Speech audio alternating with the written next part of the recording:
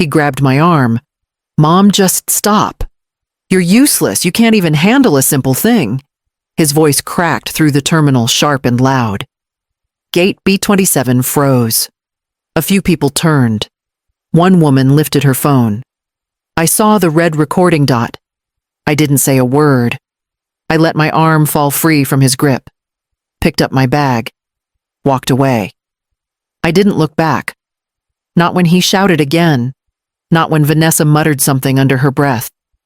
I moved through the crowd like someone on autopilot. Legs stiff, hands cold. My gate wasn't even open yet. I just kept walking. It was supposed to be a simple drop-off. Brandon insisted on taking me to the airport. To make up for last weekend, he'd said. But now I saw the truth. He brought me here to make a scene, to make sure I wouldn't ask again, to remind me of my place. I reached the restroom, locked myself in a stall, sat, breathed. Everything inside me buzzed, rage, shame, heat under the skin. But no tears. Not one. I stared at the plastic hook on the back of the door. Beige, scratched, useless. Just like me, I guess. According to him. A soft knock broke the silence. Then, footsteps faded. My hands curled into fists. I waited 15 minutes. Then I stepped out, washed my face, and looked at the woman in the mirror. Her hair too flat. Her cheeks too pale. Her mouth a hard line. I walked out. No texts from Brandon. Just a notification gate change. Now boarding at C14. I didn't go to C14. I walked to another airline, bought a one-way ticket to anywhere else. Didn't check a bag, didn't call him, didn't leave a note. While waiting, I sat by the window watching the runway. People passed behind me, rolling suitcases, calling loved ones. I clutched my purse tighter, reached inside. The phone felt cold in my hand. I unlocked it, scrolled down, pressed the name I hadn't used in nearly a year. Howard Greer, a voice answered, steady, familiar. "It's Marceline," I said. "I'm calling in that favor."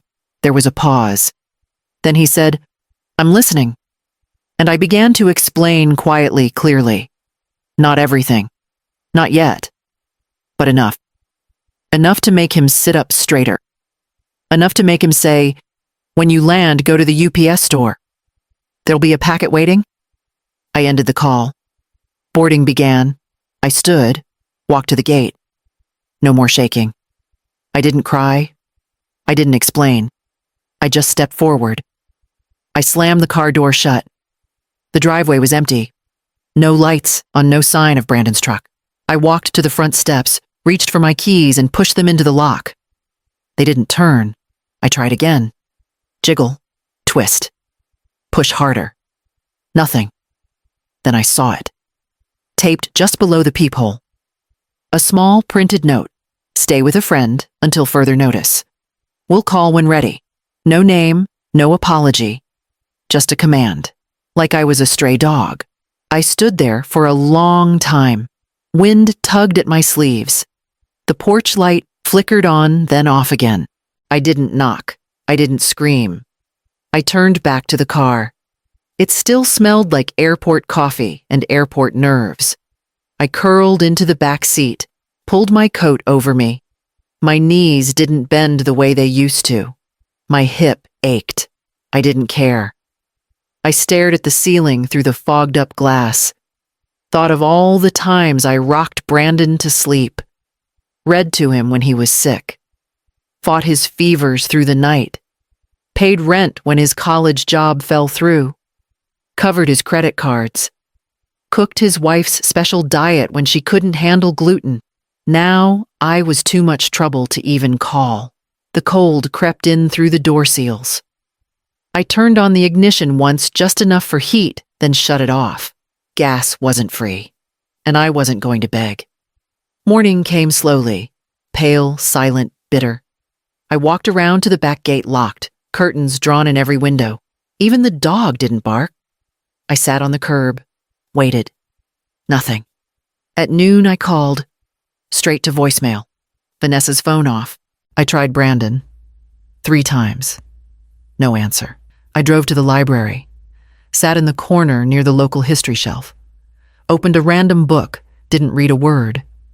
At 4:30 I went back, still locked, still silent. One of the neighbors across the street waved, then hesitated, then went inside without another glance. I drove to the nearest motel, parking lot full, no vacancy. I drove to the grocery store, bought a sandwich, ate it in the car. When the sun dipped low, I parked a few blocks away and crawled into the back seat again. I didn't cry. Not then. Not when the first raccoon skittered by. Not when the frost crept onto the windshield. Not when my phone battery died in my hand. I closed my eyes. The last thing I saw was the glow of my house just down the street. Still warm, still full of light, and I wasn't in it. I knocked. This time Brandon opened the door. He blinked like he hadn't expected me to still be alive, much less standing on his porch. "Mom," he said, dragging the word out like it was inconvenient. "You should have called." I did. Vanessa appeared behind him, wearing one of her loose, clean sweaters and that permanent half smile that never reached her eyes. "Oh, we didn't get anything," she said lightly. "Maybe it went to spam." They stepped aside. I walked in. The house smelled like new paint and lavender disinfectant. My house, the one I co-signed for, the one my husband and I gutted and rebuilt with our hands, felt foreign. Brandon pointed toward the hallway. "You can stay in the guest room," he said, already walking away. "We're still getting it set up." Set up, I pushed open the door. Bare mattress on the floor, one lamp, no curtains, no closet space, no hangers, no dresser, no heat vent. "Sorry about the room," Vanessa said from behind me. "We just weren't expecting all this." She paused. "We just need boundaries, you know, for everyone's peace." I nodded once, set my bag down. She lingered in the doorway like she wanted applause. I didn't give her any. They left me alone. That night I showered with a towel I brought from the car. I found an old blanket in the garage. Slept in my coat. In the morning, I went to make coffee. The pot was gone. Vanessa said they switched to cold brew. She handed me a bottle. I poured it down the drain when no one was looking. Midday, they had a video call with Vanessa's mother.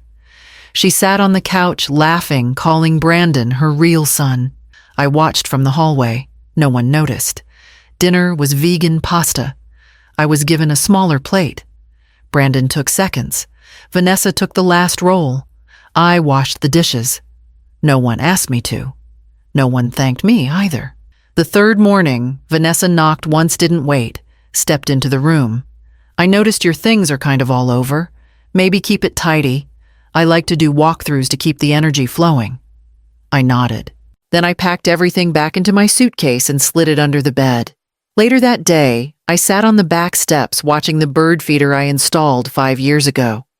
A finch landed, pecked, once flew off. The seed bin was empty. I said nothing. I said nothing when I found the family photo in the hallway had been replaced. My face was cropped out. I said nothing when they told the neighbors I was just visiting for a few days. I said nothing when Vanessa gave me a schedule of when I could use the laundry. But I wrote it all down. Every word. Every change. Every rule. I started with the dates. Then the quotes. Then the tone. 1 page. Then 2. By the end of the week, I had a folder. I cleared the table. Vanessa had cooked her version of a family dinner. Gluten-free pasta, kale salad, sparkling water with frozen lemon slices. Brandon grilled chicken in the backyard while his playlist echoed through the kitchen window. They didn't ask me to help, but I set the napkins anyway. Dinner started at 7. At 6:55, Vanessa walked in, tilted her head and said, "Would you mind snapping a quick photo of us before we sit down?" I nodded. She handed me her phone like I worked there. I stood behind the counter and framed the shot. Brandon at the head. Vanessa beside him, her mother on the left, their friends from the neighborhood on the right. Everyone dressed well. Everyone's smiling. Say, family. Vanessa chirped. They laughed on cue. Click. She took the phone back without looking at me. Walked off, posting it before the chicken even hit the plate. Family. First the caption read. I sat at the edge of the kitchen while they ate. No one made space. No one offered me a plate. Vanessa said the portions were tight tonight, but promised to save me some if anything's left. I made toast an hour later. Ate it, standing by the sink. After dinner, they moved to the living room. Brandon opened wine. Vanessa turned on music. Someone asked if they'd considered hosting a real family Christmas this year. Vanessa said we're starting our own traditions now. No one disagreed. I went to the hallway, stared at the photo wall. Every frame was new. Beach trip with Vanessa's family. Thanksgiving with her cousins. A framed ultrasound my grandson, due in March. Not one picture of me. Not even from the wedding. I found the old box of photos in the garage the next morning. I'd labeled them all. Brandon, 3rd grade, Brandon's first car, Brandon and Mom. Each one marked with year, month, event. Still organized, still mine. I took out one. Him and me at his college graduation. I wore navy. He wore pride. I slid it between 2 books on the shelf in the guest room. Let it sit. No one would notice, but I would. That afternoon, Vanessa asked me to water the plants. She left a note, only the ones by the window. The others don't need your energy. I watered them all. That night I sat in the dark. Not asleep. Just there. Listening to them laugh about plans. A cruise. A nursery remodel. A no-drama delivery experience. They didn't include me. They didn't even look my way. The next morning, I opened the folder again. I added a new page. 1 line. They erased me while I was still holding the camera. And I kept writing. I popped the trunk. Pulled everything out, old blankets, a worn-out umbrella, a flashlight with leaking batteries. At the bottom, wedged under the spare tire, and a winter coat I hadn't worn in years, I saw it. A dusty green folder. I froze. Then I grabbed it, sat in the front seat and opened it across my lap. First page, a copy of the deed. Marceline Dreyer. 51% Brandon Dreyer. 49% effective date. 12 years ago. Notarized. Filed. I had forgotten we never finalized the transfer. He never pushed. I never asked. After Richard died, I let things drift. Signed where I was told. Let Brandon handle the rest. But clearly he hadn't. My name was still there. Still on the house. Still legal. I kept flipping. A small manila envelope slid out. Inside a bank document, a dormant savings account opened by Richard in 2003. In my name only. Initial balance, $11,200. No withdrawals, just quiet growth, monthly interest. A balance now, just over $26,000. My breath caught. I ran my fingers along the paper. Richard's signature. My signature. He must have opened it right after Brandon dropped out the second time, just in case he'd said once. For when things go sideways. I had forgotten. Or maybe I'd buried it. I leaned back, closed my eyes. Let the cold air settle over me. Then I pulled out my phone. Battery at 14%. I opened the Notes app and typed 2 things. Property 51% under my name, Richard's account. Active mine, untouched. I stared at the words. Proof. Paper. Leverage. Not power, not yet. But something to stand on. I tucked the folder back into the glove box. Locked it. Sat for a while in silence. Then I drove 2 miles out to the strip mall parked outside the UPS store and walked in. I asked for a P.O. box. The woman behind the counter asked, business or personal, I said. But eventually, both. I used the new address to update my bank info, requested a replacement debit card, transferred access from my old email to a new one. 1 step at a time. Back in the car, I placed the new keys on my lap, turned them over, felt the teeth press against my skin. I didn't smile, but I didn't feel small anymore. When I pulled into the driveway, Brandon was just backing out. He didn't even see me. I waited until he turned the corner, then slipped into the house. The folder stayed with me. I stopped halfway down the stairs. Laughter came from the living room, Brandon's voice louder than usual, bouncing off the walls like he owned the air in here. I mean, technically I'm running the estate now, he said. Since Dad passed, it's been on me. Someone clinked a glass. A voice I didn't recognize asked, "You think it's gonna go through?" Brandon didn't hesitate. "It's already in motion. I've got a few things to clear some outdated paperwork. Once that's done, we're liquid." I leaned against the banister. Liquid. He was talking about the house, about Richard's investments, about me. Vanessa jumped in, all smooth confidence. "We just need to get full control finalized. Then we can move. Launch clean." "What are you thinking?" "Tech consulting," another voice asked. Brandon laughed. "Property flip, actually. Starter capital from here. We unload this place, reinvest into 2 duplexes, rent out, then scale." The plan was ready. The ambition already printed, and I wasn't in it. Vanessa added, "We just have to clean the title. There's some noise still tied to his mom's name." Noise. I gripped the rail tighter. "We're meeting with someone next week," Brandon said. "Just paperwork. Won't take long." They moved on to wine and markets and someone's new car. I turned, went back to the guest room, and closed the door. They didn't know I had the deed. They didn't know I had the account. They didn't know I was listening. I opened the green folder again, smoothed the edges, wrote a new line at the bottom of the document list. Brandon plans to sell house. Believes he controls 100%. Vanessa pushing.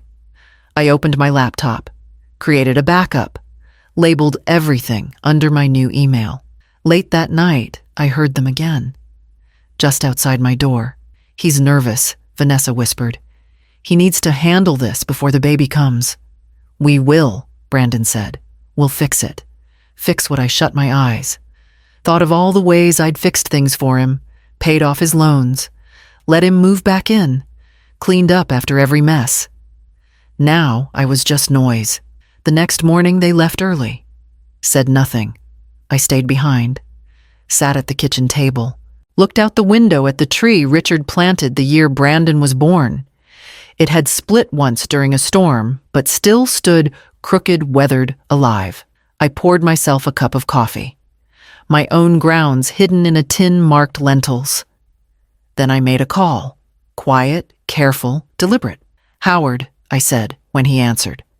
"I need you to check if any title transfer requests have been filed under my name." He paused. "Do you think they're trying to move on the property?" I don't think I said. "I know." "Understood," he said. "Give me 2 hours." I ended the call, wrote down the time. Then I waited. I walked into church, alone. Same pew, same corner. 3rd row from the back. But something shifted. No one looked up. No one scooted over. I sat down anyway. Folded my hands, kept my eyes forward. 2 rows ahead, Brandon walked in with Vanessa and her mother. She wore a pale scarf and held a pamphlet like she belonged. Smiling, waving, even bowing her head with the choir. Brandon sat beside her. Not beside me. Never glanced my way. The usher handed me a bulletin without a word. I flipped through it. My name used to be in here every week. For potluck prep, for altar duty, for reading. I saw none of it now. A full calendar, and I wasn't in it. After the service, I stepped outside with the rest. Waited near the coffee table. People milled past. Said hello to Vanessa. Hugged her mother. A neighbor I'd known for 20 years walked up blinking like he barely recognized me. "I heard you were moving into one of those assisted places soon," he said. "Smiling too wide," Vanessa told us. "Hope it's nice?" I nodded once. "Tight." She said you'd been looking forward to a bit more structure. I said nothing. He patted my arm, walked away. Structure. They were rewriting me in real time. I left before the coffee finished brewing. On the way home, I drove the long route. Past the old diner, the florist, the post office where I mailed Brandon's college applications. I stopped outside the library, sat there a moment, then kept going. Back at the house, Vanessa's mother's shoes were on the porch. Pink soles, neatly lined, like she'd unpacked her future here. Inside, I heard laughter. I walked to the guest room, closed the door, didn't turn on the light. I opened the green folder, slid in the bulletin, the neighbor's comment. A printed screenshot of Vanessa's new social post, grateful for the real women who raise strong men.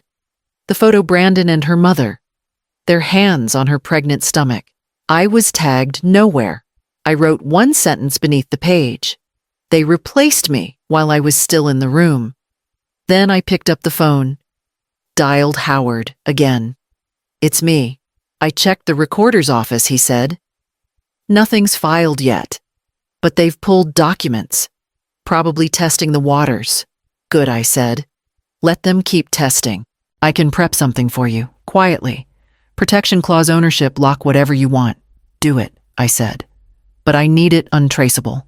No mail, no digital trail, just paper. I'll get it notarized and sent to the P.O. box, he said. Give me 48 hours. I thanked him, hung up. Then I walked to the kitchen. The table was set for 4, not 5. I opened the fridge. My groceries were gone. I reached for the hidden tin, ground the last of my beans, made coffee in silence. Outside the window, the tree swayed. They thought I was standing still, but I had already moved. Vanessa waited until Brandon left for the store. She knocked once on the guest room door, then stepped in without waiting. Polite on the surface. Always on the surface. Hey, Marceline, she began, voice breezy. Quick thing, no pressure. I closed my book, sat up straighter.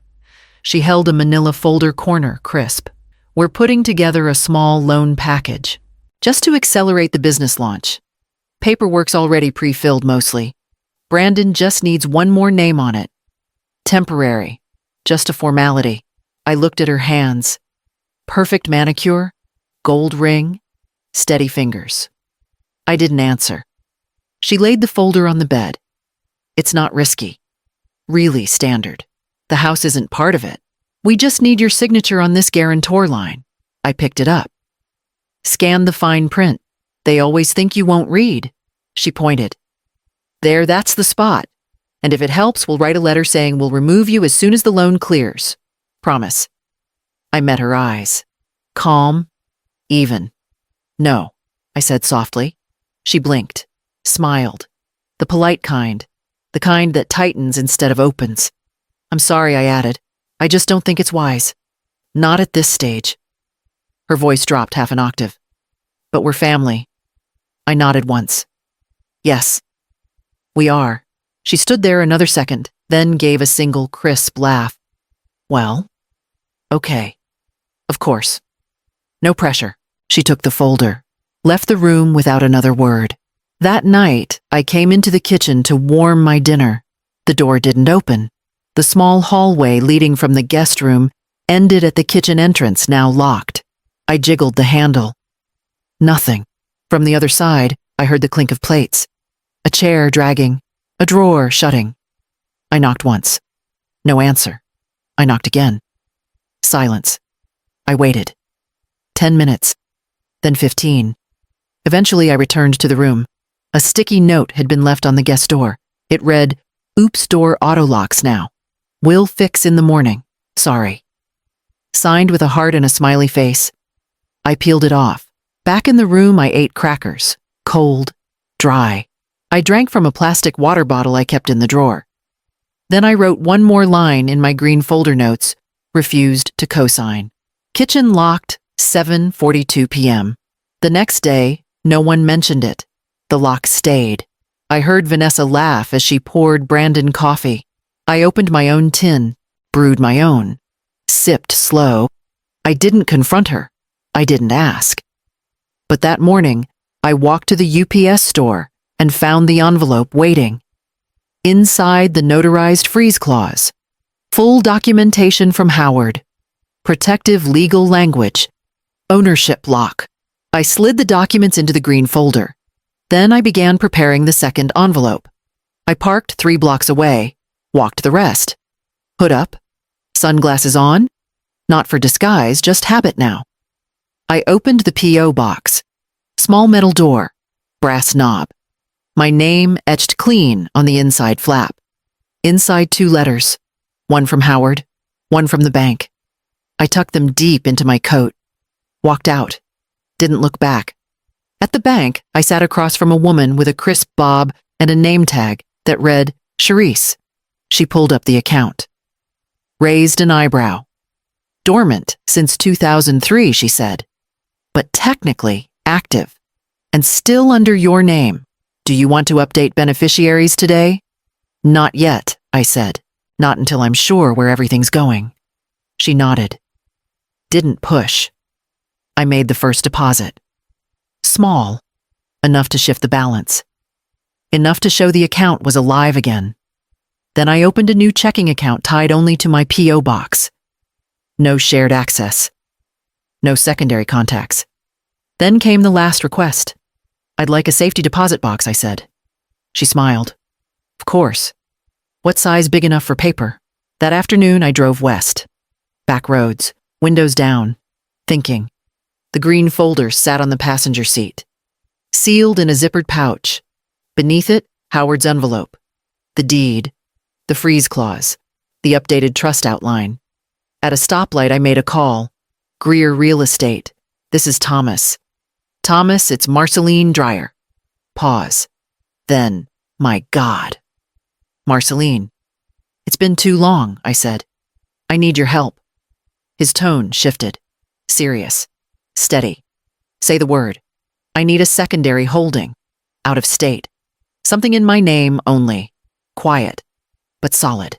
You planning to leave? I'm planning to have options. I've got a place in Portland. 1 bedroom, no mortgage held through a shell. My name's still on it, but I can start the transfer today. I'll take it. You want a visit clause? No.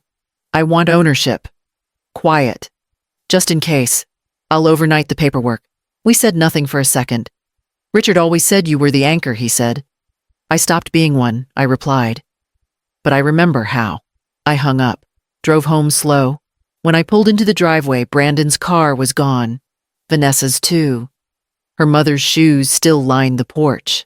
I parked by the curb, took the folder, walked 3 blocks to the small regional branch. Inside, I slid everything into the box. The deed, the trust copy, the P.O. box registration, Richard's account, Thomas's pending transfer forms. All of it sealed in place.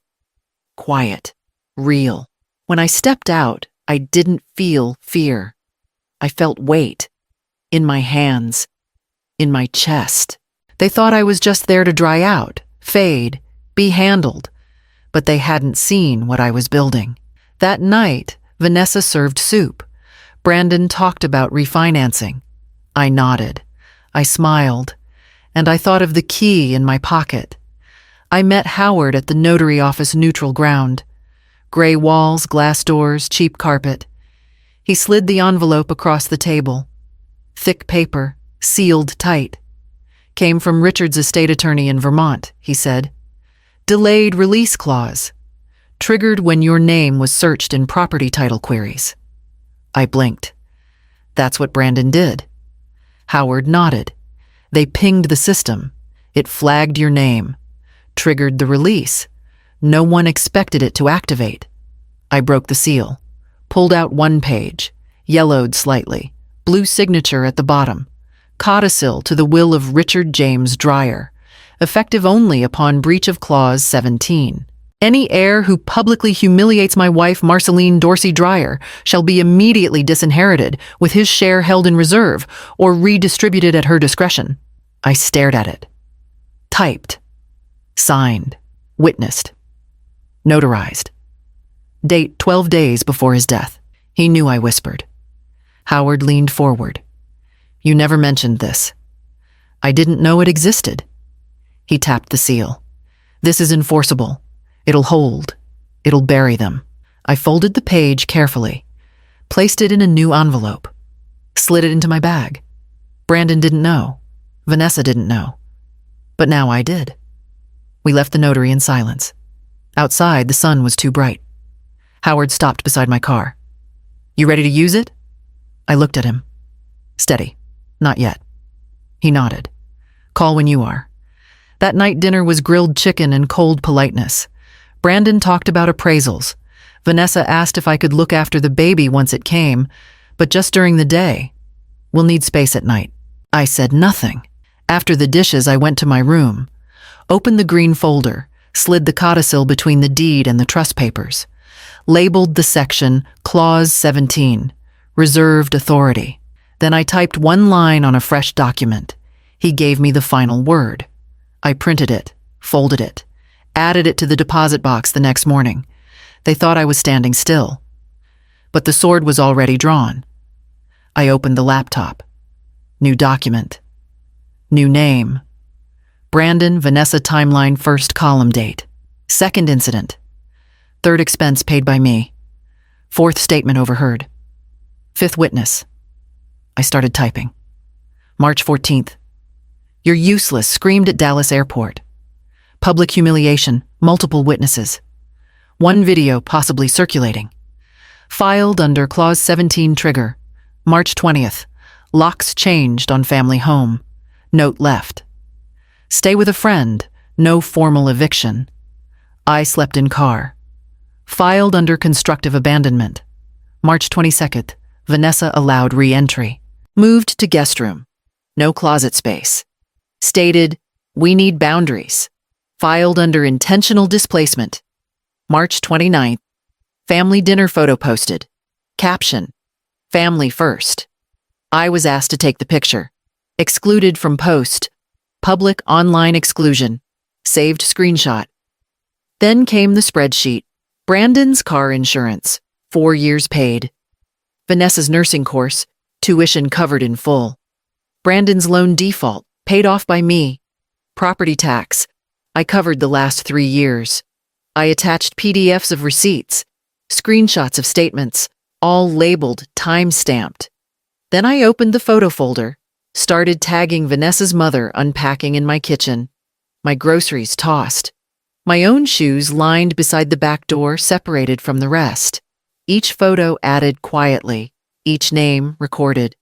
A few neighbors. A church friend. Howard. Then came the audio. I'd been recording notes since chapter 6. I clipped the part from church. They said you were moving into a home soon. Saved. Labeled. Cross-linked. I took a deep breath. Opened the account log. Brandon had withdrawn $800 from my dormant account 10 years ago. Claimed it was an error. I'd let it go. I didn't let it go now. Every dollar, every name, every timestamp. It wasn't revenge. It was documentation. It wasn't rage. It was preparation. By the time the sun went down, I had 39 line items. 3 witness statements. 8 photo entries. 4 PDFs. And 1 clause they didn't know about just waiting. I saved the file to an external drive. Slipped it into the green folder. Tomorrow, I would print. Make copies. 1 for Howard, 1 for the bank, 1 for the box in Portland. But tonight, I wrote 1 more line.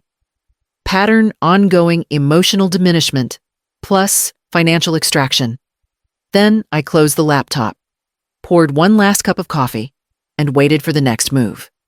I pressed the pen down, signed hard, didn't pause. Howard turned the page.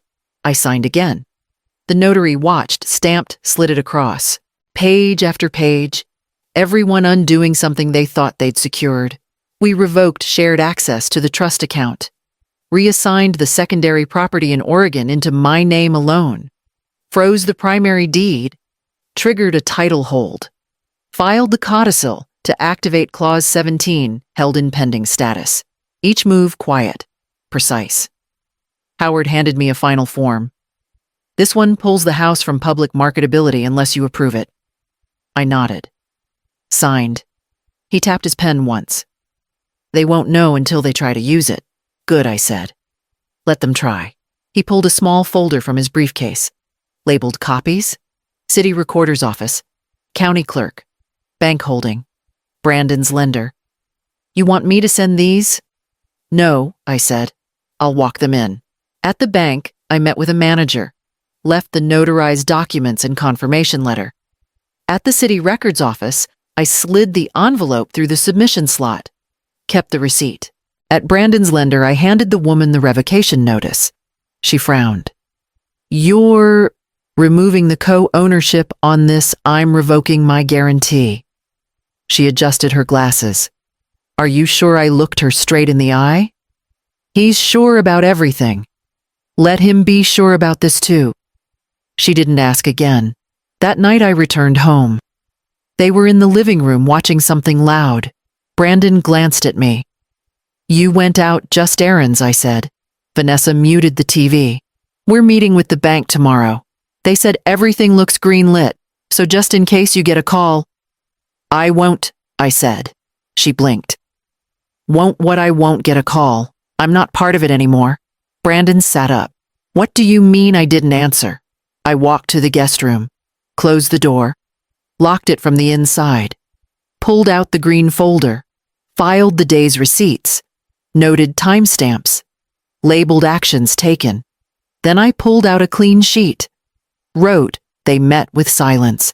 I met with law, and I knew they'd find out soon. Just not from me. I sliced the cake. 6 layers vanilla with thick blue icing. Vanessa made it a point to say she ordered it from somewhere special. Said it loud, like a badge. Her mother sat at the head of the table, beaming like she owned the house. Brandon lit the candles. Vanessa handed out party hats. I wasn't given one. Instead, she nudged the knife toward me. Can you serve it? You're good at cutting straight. I smiled. Of course. I passed plates one by one. Started with the in-laws, then Vanessa's sister, then a few neighbors. I was last. The room buzzed with small talk, clinking forks, sparkling cider. No one looked at me. I could have been furniture. Vanessa's mother said something about taking over the upstairs room, laughed, said I wouldn't mind. No one corrected her. I took a photo. One snap. The cake. The table. Vanessa's mother mid-toast Brandon with a champagne flute, smiling like a boy who never got burned. I excused myself quietly. In the guest room, I sent the picture to Howard. Captioned it, celebration hosted on contested property. Verbal claims made regarding upstairs occupation. Possible breach of tenancy boundaries. He replied 1 minute later, documented. Forwarding to enforcement contact. I sat on the edge of the bed. Cake untouched on a paper plate. Fork resting sideways. I looked around the room. No closet. One lamp. One chair. No photos. I picked up the fork. Took a bite. Dry. Too sweet. I put it down. Outside the door, I heard Vanessa laughing again. Something clinked against the floor. Then quiet. Then footsteps. A knock. Hey, she said through the door. You doing okay? Fine, I said. You didn't finish your cake. I've had better. She laughed. We're thinking about maybe turning the guest room into a nursery. Once the baby comes, it'd make sense, right?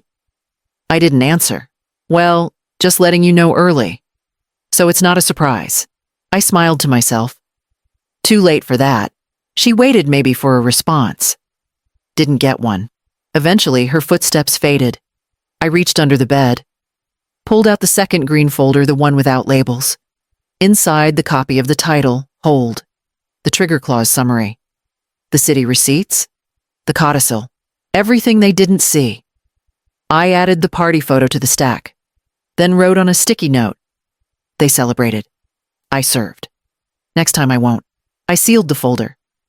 Slid it into my tote. And waited for the next invitation. I pulled out the chairs. Set the table. Folded the napkins. Vanessa had made her usual overcooked chicken boiled potatoes, no salt. Her mother brought wine she didn't pay for. Brandon stood at the head like it was his place. We sat. No prayer, just chewing. Halfway through, Brandon cleared his throat, set down his fork. Mom, he said, almost gentle. We've been thinking. I didn't answer. Sipped my coffee. He looked around the table. Vanessa gave him a small nod. It might be time you considered assisted living. The room went still. Even the clink of cutlery paused. Vanessa jumped in. Not a home, just something more. Suited, safe, peaceful. Her mother smiled. It's not easy keeping up with a big house, at your age. Brandon touched my hand. You'd still visit. We'd make it special. But we need space now with the baby coming. I stirred my coffee. Didn't blink. They waited for my voice. For protest. For pleading. I gave them none. Just one more sip. Then I stood. Collected my plate. Walked to the sink. Ran the water. Behind me, Brandon said, "It's not a rejection, Mom. It's a transition." I shut off the tap. Turned slowly. "You want me gone?" I said. "Say it plainly." Vanessa stepped forward. "That's not fair. Neither is asking me to disappear so your story reads better." Her mouth opened. Closed. Brandon looked down. I left the dishes. Returned to my room. I wrote the date in my notebook. Logged the quote. Marked every witness. Labeled it formal suggestion of removal from primary residence. Underlined. I printed the note. Filed it in the folder. Then I pulled out one more item. A second key.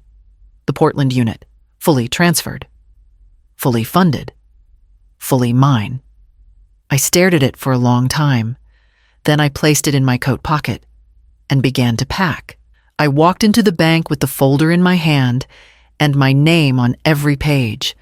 No appointment, no escort, no warning. Straight to the counter. The clerk smiled. "How can I help you today? I need to speak with a branch manager." 10 minutes later, I sat across from a woman in a dark suit who didn't recognize my silence as weakness. "I need to freeze an account," I said. She asked for the number. I gave it. She typed. Her eyes flicked up. "This is jointly accessed by..." "Not anymore." I slid the revocation letter across the table. Notarized. Signed. Stamped. She reviewed it in silence. "I also need to cancel a card," I said. "It's in my name." He was an authorized user. Brandon Dreyer. "Yes." She clicked a few buttons. Canceled. "Is there anything else?" I opened the folder again. "This property." I pointed to the address listed under the joint deed. "It's now held solely under my name. Please update the record and remove his financial access." She read the deed transfer, checked the matching documentation, sat back. "You've prepared everything. I've waited long enough." I signed the final forms. She stamped each one. The account closed, card canceled, deed updated, notifications issued. 1 hour. That's how long it took to unravel everything they built on my back. Outside, the wind had shifted. I stepped onto the sidewalk, pulled out my phone, typed a message to Brandon. "You'll need to find another home. No explanation, no warning, no fight." I pressed send. Then I turned off the phone, walked to the cafe next door, ordered coffee, sat by the window, and watched the sky move without them. The phone rang before I even finished my coffee. Brandon. I let it buzz. Then again. Vanessa. I watched the screen flash, then go dark, then light up again. I set the phone down face down and listened to the message ding. Once, twice, 5 times. Each one clipped, each one louder than the last.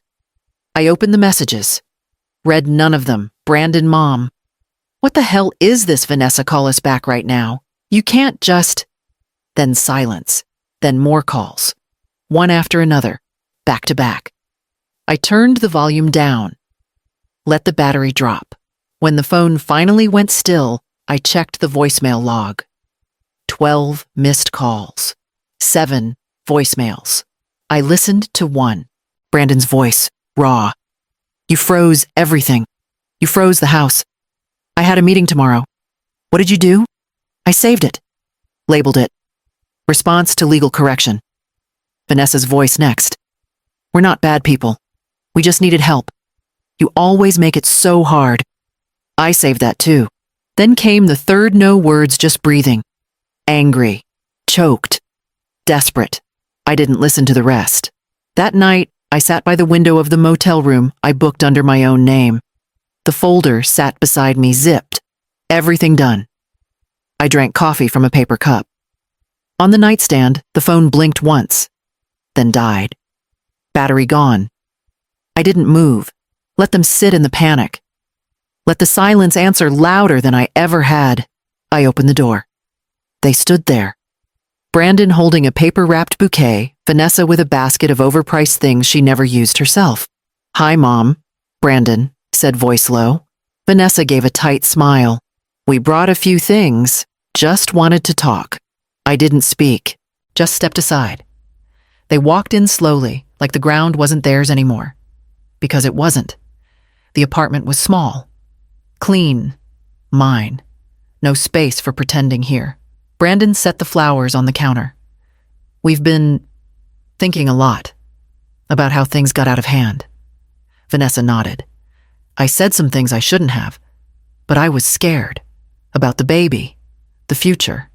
She held out the basket. I took it. Set it down. Brandon shifted.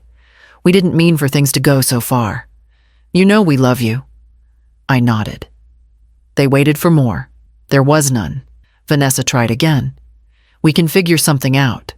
Maybe talk to a lawyer, just to undo a few things."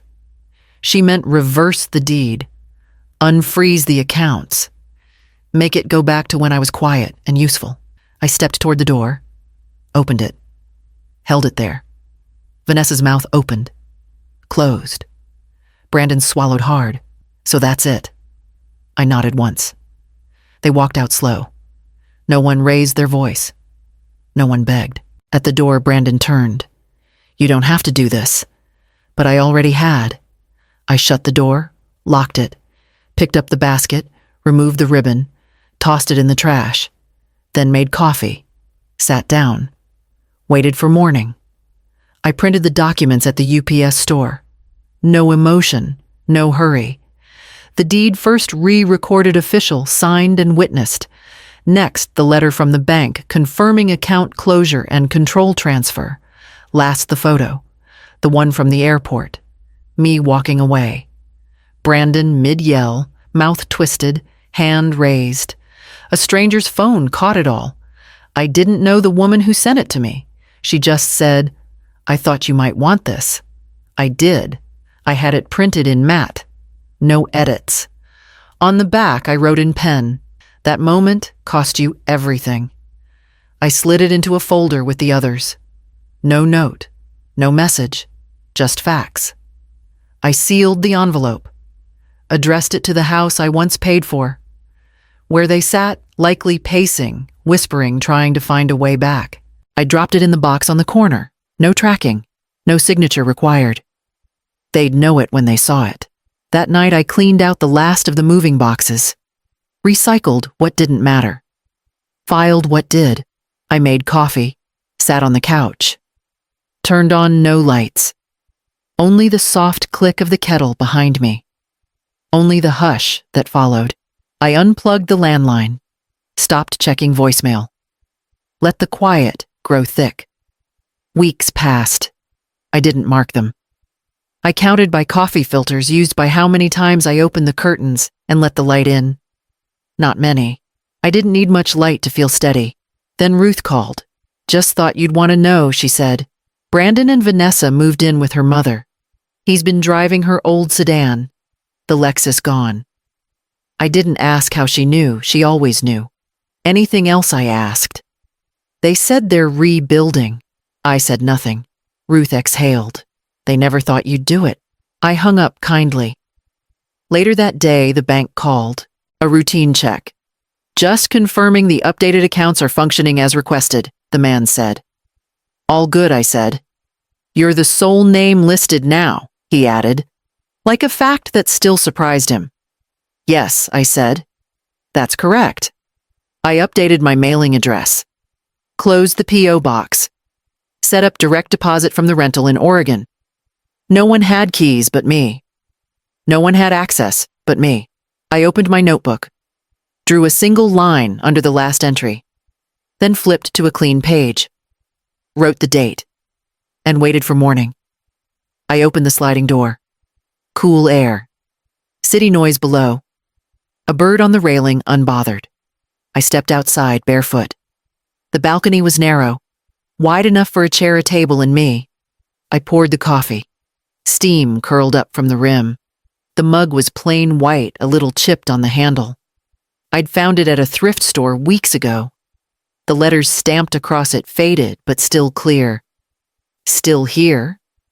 I wrapped my hands around the heat, sat, watched the sky stretch open. Cars passed. A dog barked on another balcony. Somewhere below, someone shouted for a child to come back inside. I sipped. No one called. No one knocked. No demands, no errands, no accusations disguised as concern. Just coffee. Just morning. I thought about the airport, the shouting, the camera, the way I'd kept walking like the floor hadn't cracked beneath me. I thought about the basket of lies wrapped in ribbon, about Vanessa's eyes when I didn't open the door wider, about Brandon's voice when he realized the floor he stood on wasn't his. They had rewritten my role so many times.